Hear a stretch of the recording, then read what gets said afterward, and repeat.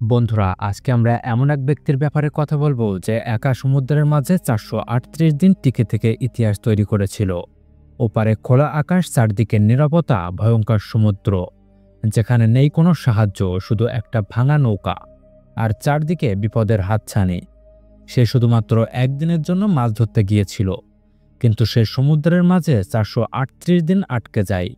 না ছিল খাবার, না ছিল পানি এবং না ছিল কোনো মাথা গোছার জায়গা।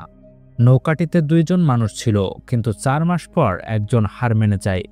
বন্ধুরা, এই ব্যক্তি এতদিন সমুদ্রের মাঝে কিভাবে টিকেছিল সেটা জানার পর আপনি অবাক হয়ে যাবেন। তো বন্ধুরা, এই ঘটনাটি ঘটে ২০১২ সালে। সেদিনের সকাল ছিল স্বাভাবিক। সূর্য সমুদ্রের গভীর থেকে ধীরে ধীরে উপরে উঠছিল। সমুদ্র খুবই শান্ত দেখাচ্ছিল। ৩৬ বয়সী জশ আলবারেঙ্গা, যে তার ছোট মেয়ের সঙ্গে এই সমুদ্রের পাশে বাস করত। তার একজন সঙ্গী ছিল যার নাম ছিল ইজিকেল কর্দোবা। তার বয়স ছিল ২২ বছর। জশ খুবই অভিজ্ঞ জেলে হলেও ইজিকেল ছিল এই কাজে নতুন। তাদের কাজ ছিল মাছ ধরে বাজারে বিক্রি করা এবং অর্থ উপার্জন করা। কিন্তু কিছুদিন ধরে তারা তেমন মাছ পাচ্ছিল না।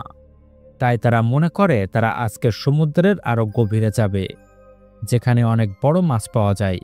এরপর তারা তাদের ছোট নৌকাটি নিয়ে বেরিয়ে পড়ে, যার ভিতরে ছিল একটা ছোট রেডিও, কিছুটা বরফ, মাছ রাখার ছোট বাক্স এবং কিছুটা খাবার।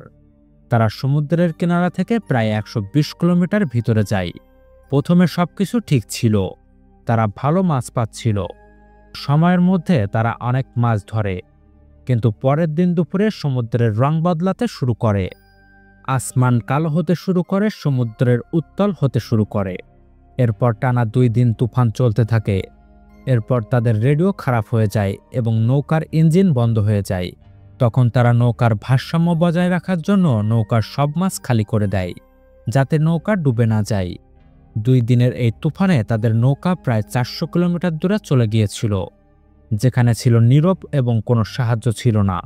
তাদের খাবার এবং পানি শেষ হয়ে যায়। তখন তারা বৃষ্টির পানি জমা করতে থাকে। খাওয়ার জন্য তারা সমুদ্রের পাখি ধরে, এছাড়া তারা মাছ এবং কচ্ছপ ধরে। জশ কিছুটা ঠিক থাকলেও ইজিকেলের অবস্থা খারাপ হতে শুরু করে। সে অসুস্থ হয়ে যায় এবং কথা বলা বন্ধ করে দেয়।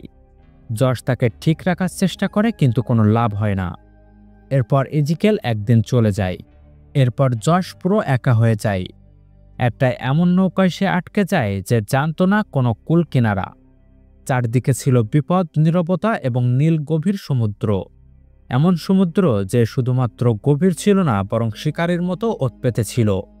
প্রতিদিন সকালে যখন সে ঘুম থেকে ওঠে, তখন সে ভাবে আজ হয়তো তাকে কেউ নিতে আসবে, কিন্তু বাস্তবে কেউ আসে না। যদিও সে হার মেনে নিতে চেয়েছিল, কিন্তু তার মেয়ের কথা এবং তার মুখের হাসি তাকে টিকে থাকার আশ্বাস দিচ্ছিল। রাতে সমুদ্রের ঠান্ডা এবং সকালে কঠিন রোদ তার জন্য অনেক সমস্যা সৃষ্টি করতে থাকে। জশ নিজের একাকিত্ব ভোলার জন্য নিজেকে সান্ত্বনা দেয় এবং নিজের সঙ্গে কথা বলতে শুরু করে। এর ঠিক ৬ মাস পরে দুপুরের কঠিন রোদে জশ দূরে একটা জাহাজ দেখতে পায়। এটা দেখে সে তার দেহে শক্তি ফিরে পায়। সে জাহাজটিকে কাছে ডাকার জন্য অনেক চেষ্টা করে, কিন্তু দুঃখের বিষয় হলো জাহাজ তাকে দেখতে পায়নি। কিছু সময়ের মধ্যে জাহাজটি তার চোখের সামনে থেকে অদৃশ্য হয়ে যায়। এটা দেখে জশ পুরোপুরি ভেঙে পড়ে। এভাবে প্রায় ১১ মাস কেটে যায়। তার নৌকা এক অজানা সমুদ্রের মাঝে প্রায় ৮০০০ কিলোমিটার দূর দিয়ে ভেসে যাচ্ছিল। তার ওজন কমতে শুরু করে এবং তাকে চেনার মতো ছিল না, কিন্তু তারপরেও সে তার আশা ছাড়েনি। এরপর ৩০ জানুয়ারি ২০১৪ সাল আসে, যেদিন জশের জীবনে একটা আশার আলো দেখা যায়। এই দিন হঠাৎ পানিতে কিছু শুকনো নারকেল ভেসে আসে। যখন জশ এটা দেখে, তখন সে বুঝে যায় যে পাশেই ডাঙা আছে। এরপর সে দেখে সেখানে একটা দ্বীপ, যেটা দেখে সে অনেক আনন্দ পায়। এরপর নৌকা যেন তাকে অন্য কোথাও ভাসিয়ে নিয়ে না যায়, তার জন্য সে দ্রুত পানিতে লাফ দেয়। এভাবে সে সাঁতার কেটে ডাঙায় ওঠে। সে অনেক দিন পর মাটিতে পা রাখে। তখন কিছু স্থানীয় মানুষ তাকে দেখে এবং তাকে হাসপাতালে ভর্তি করে। তার ওজন ছিল ৬০ কেজি, কিন্তু এই কয়েকদিনে তার ওজন কমে মাত্র ৩৮ কেজিতে আসে। সে একদম পাতলা হয়ে গিয়েছিল।